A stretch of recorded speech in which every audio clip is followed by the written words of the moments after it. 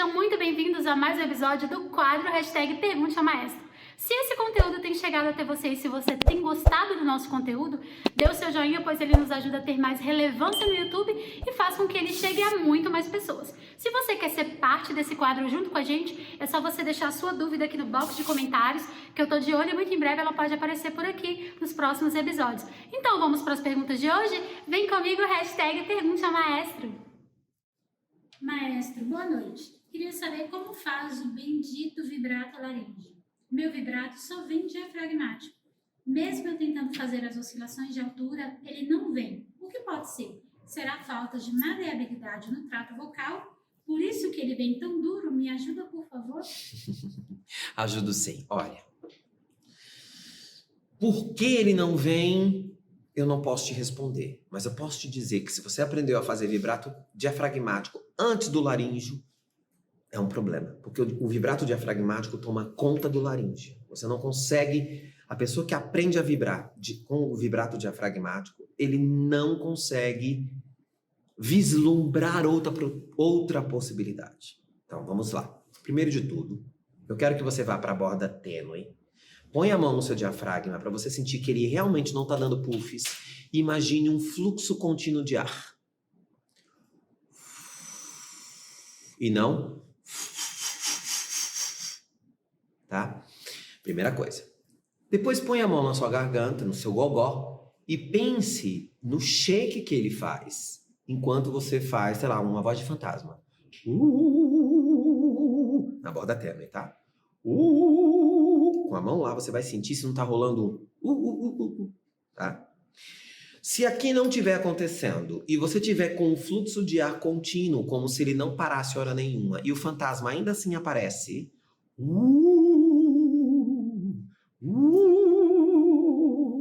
você vai perceber que você não precisa pensar em oscilação de notas, mas você precisa de aula, se isso não acontecer. Porque o seu professor vai ter que tirar esse vibrato diafragmático, deixar ele laríngeo e depois recolocar o diafragmático para que ele fique misto. Porque realmente o vibrato diafragmático toma conta do laríngeo. E aumenta a pressão subglótica, você não consegue tirar. Então troque de borda, vá para a borda bem tênue, bem pequenininho. Se quiser usar Mindvox também vai te ajudar. E você faz fluxo contínuo. Meu ar não para de sair hora nenhuma. Põe a mão lá no meu diafragma, 3 dedos abaixo do externo, aperto, vejo se não está dando mudança. Beleza. Me concentro em não deixar que isso mude e penso nessa voz de fantasma. Isso vai me ajudar só a saber se eu sei o mecanismo. Porque é um mecanismo neuromuscular. Eu estou ensinando, o meu nervo está fazendo com que o músculo faça isso. Esse shake.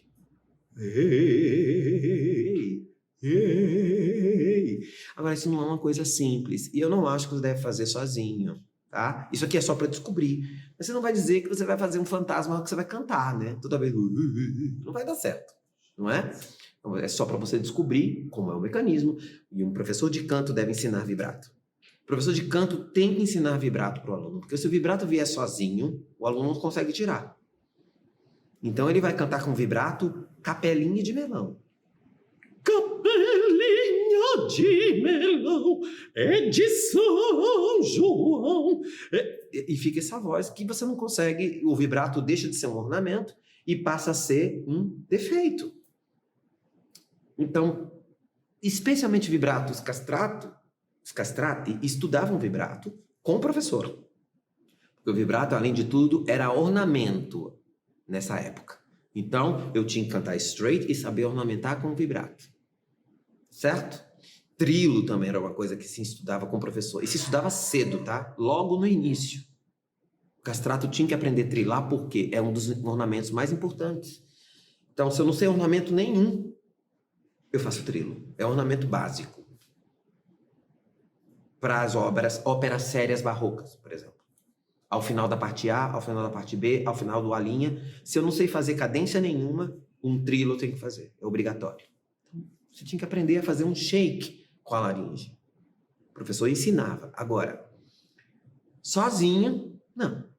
Porque vai que você vai para outro lugar e fica um negócio pior e você fica com wobbling, sabe? Não, você não vai querer isso. Então faça aula, não tente... Agora, tente, primeira coisa, tirar esse vibrato diafragmático. Canta straight. Canta straight, canta sem vibrato, com a voz leve. E depois vá com o professor e tente. Porque daqui a pouco o seu vibrato diafragmático vai ficar tão pior que vai parecer staccato. Ele vai tomando conta da voz e você, em vez de cantar capelinha de... Você vai cantar capelinha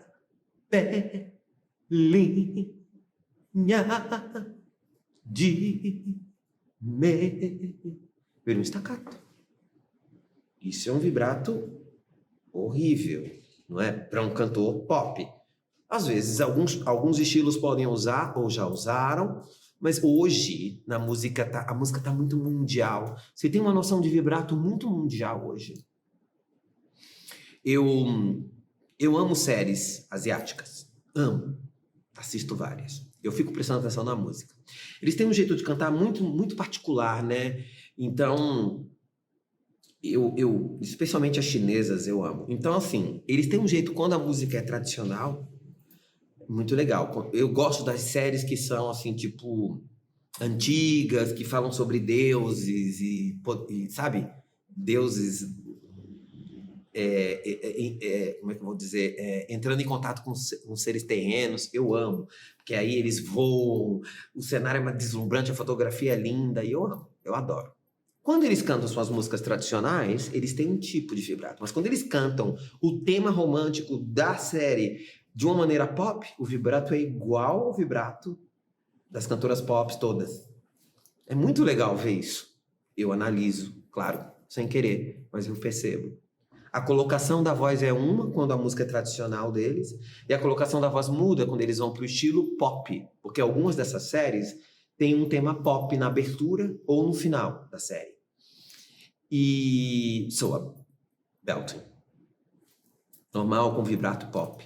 É muito legal isso.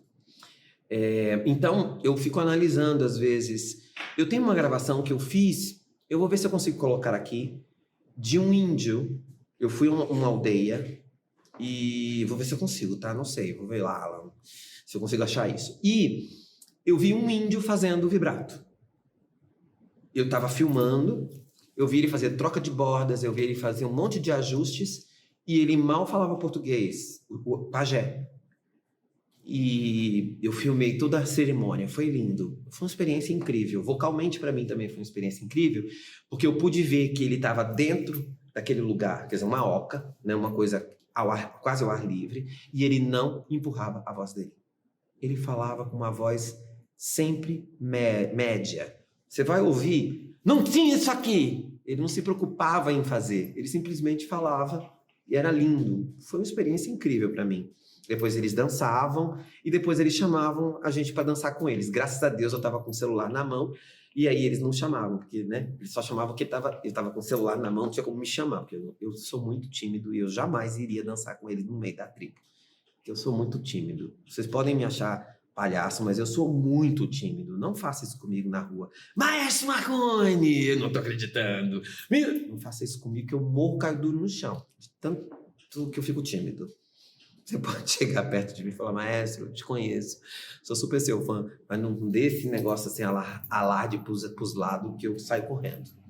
Tá bom? Vou ver se o Alan coloca aqui para você. Eu vou tentar ver se ele mostra a troca de bordas do índio e o vibrato dele, para vocês verem.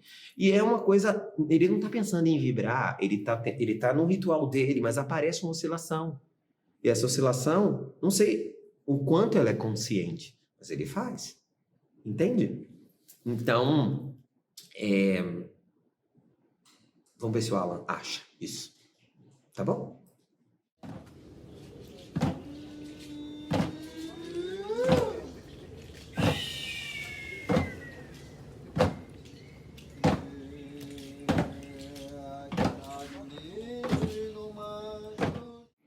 Olá, maestro.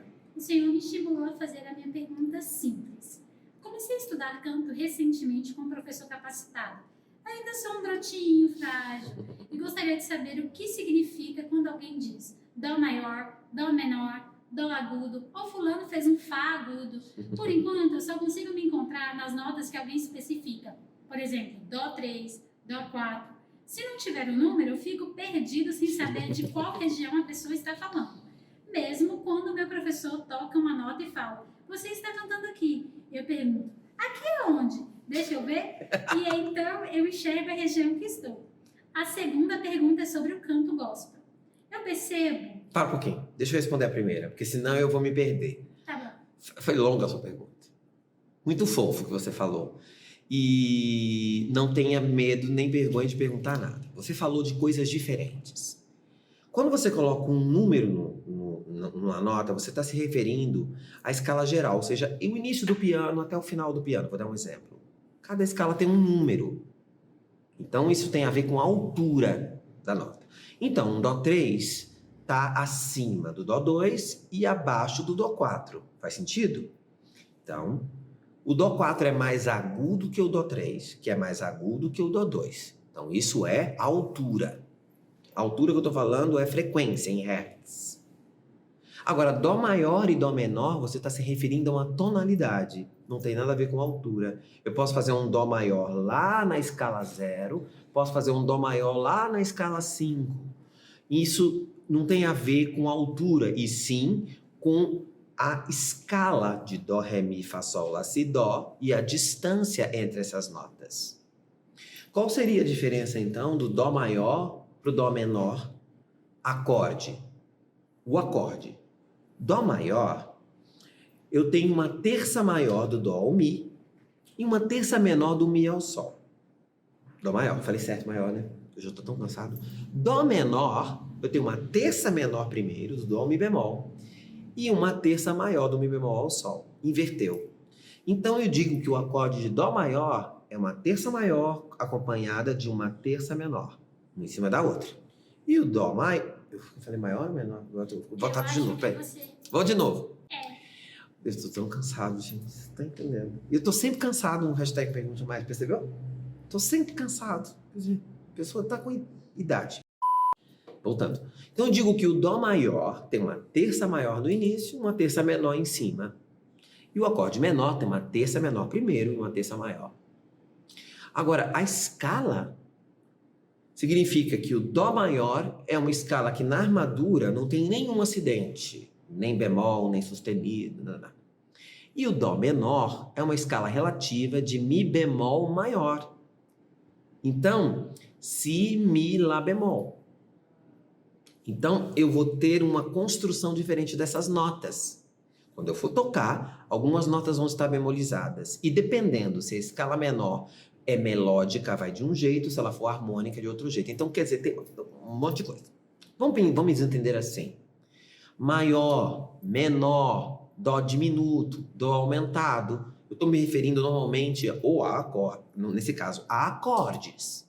Ou seja, conjunto de notas juntas mesmo, simultaneamente. Vamos dizer assim, 3. Para ser acorde tem que ser 3. 2 a gente chama de intervalo, tá? 2 notas. Dó, Mi, uma terça. Dó, Mi, Sol, um acorde. Então, seguindo. Agora, falei demais. Agora, quando você está se referindo a número, você está se referindo à altura. Então, eu vou dizer assim. Fulano, faz um Fá menor na escala 4. O que seria isso? Eu vou pegar o Fá 4 e em cima do Fá 4 eu vou construir essa terça menor e essa terça maior. Fá, Lá bemol, Dó. Entendeu agora? Agora, você precisa conhecer as suas regiões. Eu vou de que nota a que nota? E aí são números. É importante você perguntar para o seu professor que nota eu estou atingindo no grave, que nota eu estou atingindo no agudo, até que nota eu vou de borda densa. Quando eu troco para borda tênue, estou trocando bem? Que nota eu deveria estar cantando na borda densa que eu estou cantando na tênue? Isso é importante, e aí será através de números. Tá bom? Agora, o que é... Vou responder mais uma coisa. O que é um Fá agudo? Depende da voz. Não é? Eu falo, faz um Fá agudo. Você é um soprano ligeiro. Eu estou me referindo ao Fá da rainha, certo? Fá 5. Eu chego por um baixo e falo, faz um Fá agudo. Esse Fá desse baixo agudo seria o Fá 3. Então, entendeu? Depende do seu Fá. E Fá, Far. Ó, trocadilho. Sou péssimo de trocadilho. Piada de maestro. Mas então. Então depende do seu far. Quando você diz um fá agudo. Normalmente na rainha a gente fala um fá sobre agudo. A gente não fala agudo. Né? Fá sobre agudo, mas enfim. Então tudo depende de que voz você está se referindo. É vago isso. Você tem razão de estar perdido. Isso é super vago. Faz um sol agudo. Isso é vago, porque agudo para quem? Se a pessoa não está com a voz resolvida e é um tenor, o sol pode ser agudo. Mas se ele está com a voz resolvida, o sol é uma nota médio aguda para ele. Viu como é vago? Então você tem toda a razão de perguntar. É super confuso. Mas eu espero, depois de tudo isso, ter te aclarado um pouquinho. Tá bom? Segunda pergunta. E a segunda pergunta dele. É sobre o canto gospel. Eu percebo que em algumas músicas, alguns trechos específicos, parecem ter uma sonoridade mais lírica. Isso é mesmo real ou coisa dos meus ouvidos musicais ainda em desenvolvimento? É possível mesclar belting com lírico para trazer essa sonoridade chique? Eu espero que tenham feito entender. Um beijo, obrigadíssimo pelo conteúdo de vocês e Deus abençoe. Amém. Olha, você está certo. O canto gospel, dependendo de onde ele vem, especialmente da denominação, usa sim um registro diferente de belting, que a gente chama de legit. Não vamos falar lírico. Sabe por quê? Porque não é realmente lírico. Legit é um tipo de sonoridade que não é beltada, mas que na sua base usa o registro médio também. Só que a voz gira como lírico. Não é tão simples assim quando eu estou falando, tá? Mas o seu ouvido está ouvindo direito. Então você pode ouvir um cantor gospel cantar o Deus de impossível. O meu Deus é o Deus do impossível. Sei lá, beltando. Ou você pode ouvir ele cantar: o meu Deus é o Deus do impossível. Dependendo da denominação que ele tá, sabe? Eu consigo ouvir, às vezes, a denominação na voz do aluno. Ele chega para fazer aula, ele abre a boca e fala, Batista, ele toma um susto, porque tem uma tradição dentro da igreja que você escuta, certo? E tem igrejas que realmente não beltam, que as sopranos, inclusive, começam um pouquinho de belting. Então minha alma canta a ti, Senhor, quão grande és tu, quão grande... Você vê que ela tá quase lírica. A gente não chama isso de lírico, porque ela tem que articular mais para poder convencer a congregação, e ela tá de microfone, ela não tem uma projeção lírica aí. A gente chama isso de legit, é a maneira correta, tá? E você pode ter uma menina na mesma igreja que canta, porque na minha época da igreja não era grandioso és tu, era quão grande és tu, quão grande és tu. A língua já tá travando. Então, você pode ter um que cante, então minha alma canta a ti, Senhor. Sei lá, nem afinei direito, mas enfim. Isso pode ser usado de maneira até contrastante dentro da igreja, não é? É interessante isso também. Você decidir que músicas você vai fazer em legit e que músicas você vai fazer em belting. Tá bom? Espero ter te ajudado. Mas você tá com o ouvido legal, sim. Tá, é isso mesmo. Eu sei que parece lírico, mas não é, tá? Porque lírico teria que ter uma massa recrutável bem grande, uma projeção sem microfone, que na igreja não é necessária. Algumas igrejas têm acústica para isso, mas se eu fizer lírico realmente, o texto pode ficar prejudicado. E para um cantor gospel, o texto é imprescindível. Porque você tem que convencer as pessoas do que você está falando. E os meus alunos de gospel são os alunos que melhor fazem teatro musical. Porque eles acreditam no que eles estão falando. Literalmente. Eu falo, mostra para mim que você acredita nisso. E aí o texto vem lindamente. Então minha alma canta a ti, Senhor. Não tem um... Então minha... Sabe assim, fake. Então mesmo que ele dê uma giradinha, ainda vem um texto. Porque é necessário que o texto seja compreendido para que as pessoas se emocionem. Porque se fica... O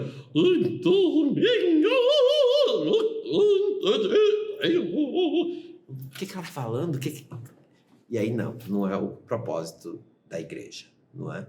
Eu amo dar aula para cantores gospel, que eles têm uma coisa de verdade, não é? E aí eu só transfiro isso pro teatro e dá certo no musical theater. Tá bom? Excelentes perguntas. Se você quer realmente ter uma própria percepção melhor da sua voz, conhecer como tá o fechamento da sua prega, como tá, se tá soproso, se tá tenso, se tá retido, retida, você pode usar seu Mindvox. Você vai colocar o Mindvox e vai ouvir melhor como tá a formação do som na fonte, especificamente. É bem legal para fonte. Exercícios de voz muscular, sabe? Janeiro, fevereiro. Pra você escutar se não tá janeiro vazando. Janeiro. Você vai escutar muito melhor. E quando você sente que você tá cantando demais, sabe? Você tá cantando muito. Aí você coloca o Mindvox, você vai ver que você vai diminuir a massa recrutável naturalmente. Você não vai aguentar e você vai diminuir. Tá? E os problemas aparecem com mais facilidade.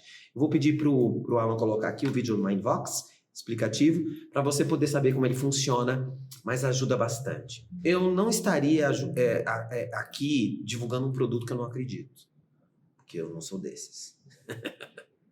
O Mindvox é um acessório especialmente desenvolvido para facilitar a vida do cantor e também a reabilitação e a habilitação vocal. Ele funciona como um retorno ou um monitor individual acústico e auxilia o usuário no processo de treinamento técnico vocal. O acessório faz com que a voz retorne imediatamente aos ouvidos, no mesmo instante que é produzida, enriquecendo as possibilidades de expressão e interpretação vocal. O Mindvox pode ser utilizado tanto para cantores quanto por pacientes fonoaudiológicos no seu processo de reeducação vocal. Para mais informações, acesse o nosso site e nos acompanhe no Instagram. Mindvox, o controle definitivo da sua voz. A hipermobilidade da ATM pode prejudicar o cantor em quê? Essa condição é quando os ligamentos da mandíbula são mais elásticos que o normal, aí ela vai um pouco para frente quando abrimos muito a boca. Olha, qualquer problema na articulação temporomandibular deve ser avaliado por um médico e não por um professor de canto. Começa por aí. Qualquer uma delas, seja hiper ou hipo. Agora, existem condições que realmente não atrapalham em nada. Então, a pessoa tem um leve desvio temporomandibular, ou a pessoa tem não prognatismo, mas ela quando ela distende a mandíbula, ela vem um pouquinho para frente, enfim.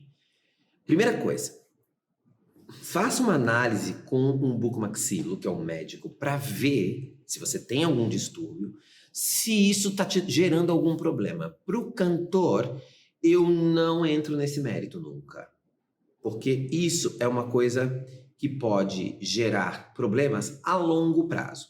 Exemplo, existem alunos que têm dificuldade de abrir a boca por causa de um desvio ou de um problema na articulação temporomandibular. E aí, eu não dou atenção para isso, continuo dando aula normalmente. Passa um tempo e ele começa a sentir muita dor. E aí, então, cabe a mim detectar o problema e dizer, procure o médico. Eu fiz isso várias vezes na minha vida.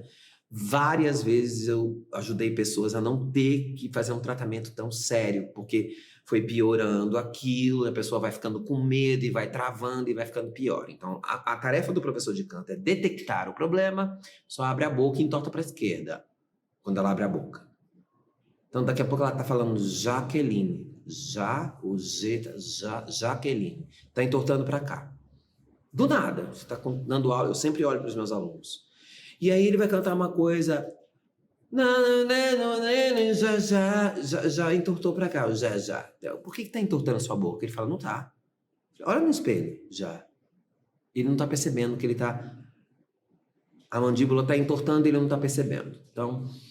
tem que encaminhar para o médico, isso sim. E às vezes precisa fazer um tratamento com fono, mas às vezes o tratamento é feito pelo próprio médico.